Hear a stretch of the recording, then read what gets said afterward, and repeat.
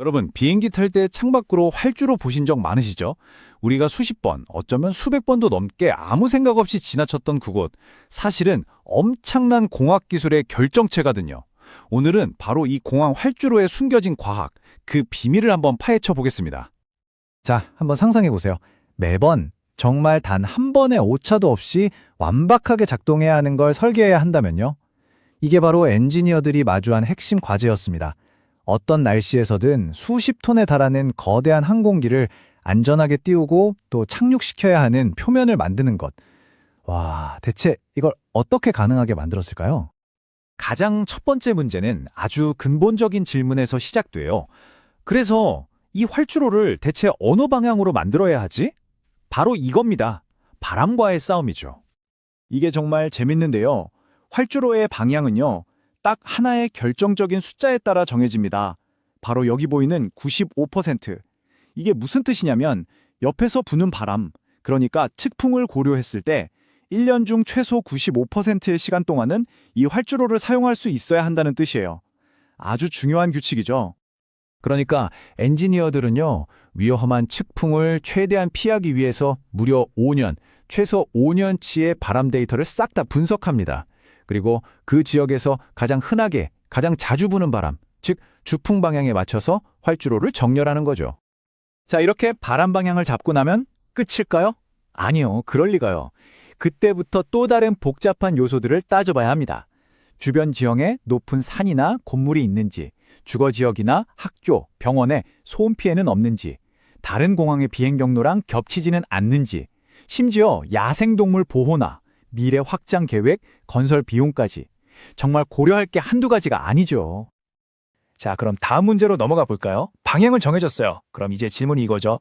이 활주로 대체 얼마나 길어야 하는가? 완벽한 길이를 계산해내는 아주 치밀한 게임이 시작됩니다. 여기서 꼭 기억해야 할 게 있어요. 활주로 길이라는 게 몇 미터 이렇게 딱 정해진 숫자가 아니라는 겁니다. 이건 철저한 계산의 결과물이에요.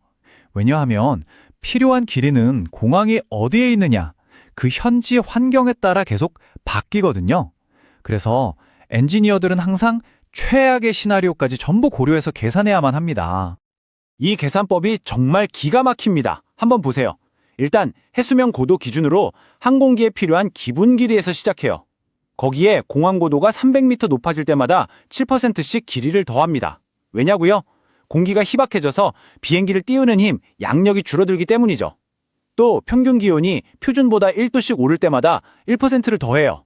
더운 공기도 밀도가 낮아서 양력이 약해지거든요. 심지어 활주로가 약간 오르막길이다? 그럼 그 경사 1%당 무려 10%를 더 추가합니다. 정말 체계적이죠? 자, 이제 어쩌면 가장 극적인 문제로 넘어가 보겠습니다. 생각만 해도 아찔한 상황이죠. 이륙하려고 전속력으로 달리는데 갑자기 엔진 하나가 고장나는 거예요. 이 결정적인 순간, 이 최악의 상황을 대비해서 활주로를 어떻게 설계해야 할까요? 이 모든 문제의 답은 바로 V1 결심 속도라고 불리는 개념에 달려 있습니다. 이게 뭐냐면 조종사가 이륙을 포기하고 멈춰야겠다라고 결정하고 안전하게 멈출 수 있는 마지막 속도예요. 이 V1 속도를 넘어가는 순간 선택지는 없습니다. 무조건 이륙해야 해요. 말 그대로 돌아올 수 없는 지점인 셈이죠. 만약에 정말 딱 그 V1 속도에 도달하는 순간 엔진이 고장났다고 상상해보세요. 조종사 앞에는 딱 두 가지 선택지만 남습니다. 하나는 이륙을 중단하고 멈추는 것, 다른 하나는 줄어든 힘으로라도 어떻게든 계속해서 이륙하는 것. 활주로는 바로 이 두 가지 선택지 모두를 완벽하게, 안전하게 만들어줘야 하는 겁니다. 자, 그럼 첫 번째 선택지, 이륙 중단부터 볼까요? 이 경우를 대비해서 엔지니어들은 ASD, 즉 가속 정지 가용 거리라는 걸 계산합니다. 비행기가 V1 속도까지 가속했다가 안전하게 멈추는 데 필요한 총 거리를 말하는 거죠. 그럼 두 번째 선택지, 이륙 계속은 어떨까요? 이걸 위해서는 TODA, 이륙 가용 거리를 계산합니다. 이건 엔진 하나가 고장난 상태로 이륙을 완료하는 데 필요한 총 거리를 의미하고요. 바로 여기에 정말 우아한 해결책이 숨어 있습니다. 무작정 비싼 활주로를 길게만 만드는 게 아니에요. 보세요. 활주로는 일반적인 이륙을 위한 공간이고요. 그 끝에 정지로라는 공간을 둬서 이륙을 중단할 때 ASDA, 추가로 멈출 공간을 확보합니다. 그리고 활주로가 끝난 다음에는 장애물이 없는 개방 구역을 둬서 이륙을 계속할 때 TODA, 안전하게 떠오를 공간을 주는 거죠. 이렇게 비싼 포장 대신 더 저렴한 정지로와 개방 구역을 활용해서 안전을 확보하는 것. 이걸 바로 균형 잡힌 활주거리라고 부릅니다. 정말 똑똑하죠? 자, 이제 방향, 길이, 비상상황 대처까지 다 해결됐어요. 그럼 마지막으로 남은 문제는 뭘까요? 바로 활주로 표면 자체입니다. 수백 톤짜리 비행기가 매일같이 내리꽂히는 그 엄청난 충격과 무게를 어떻게 견디게 만들까요?